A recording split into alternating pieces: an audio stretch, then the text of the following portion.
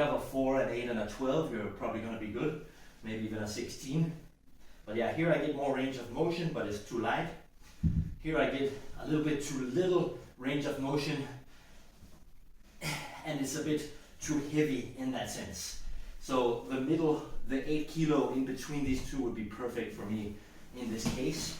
And that's what you're gonna see with home style practice is it's great, it's convenient, but you do run into some problems in terms of setup, in terms of the appropriate intensity. I think that's the biggest drawback to training at home, is to be able to hit the appropriate intensity, as you've just seen. And a final factor is just motivation. So you might think that you don't want to go to the gym, and that might be true, and gyms don't always feel like a safe space to do exercise, especially if the exercises you do are a bit weird and different. So totally respect that. But on the other hand, many people who claim to want to train at home, they don't actually train at home, right? So you gotta train if you wanna learn. So the home space, like, do whatever it takes to make your home space for training appealing to you individually, okay? If the space has to be clean, clean it up. If the kettlebells have to be visible, make them visible. So like, don't fool yourself. Are you actually training at home?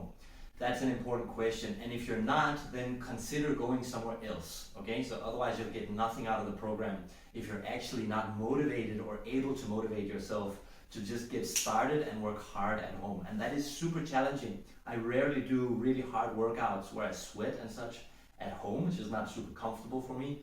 So I save high intensity stuff for the appropriate locations. I feel like the bridge program, I could easily do it at home in terms of just, I won't be sweating like too much except for the back extensions and yeah, maybe some of the other things too. But anyway, think about that. We haven't maybe covered every single exercise you'll find in the program, but most of it, and you can use these ideas. I hope this video gave you a bit of inspiration for how to train at home. I hope it helps you to get it done, to actually get it done. And again, not to criticize training at home. I love you if you're training at home, and I hope it serves you. And I do think our spaces at home, like I've really made sure it's quite, we have a big open space here without furniture.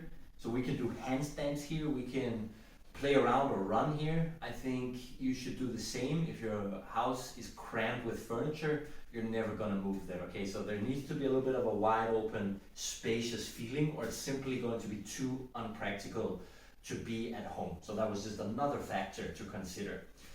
Let me know how it goes. I'd love to hear you in the comments or whatever of this video, how you're managing. And I wish you the very best of luck to build a sustainable and a beautiful home practice.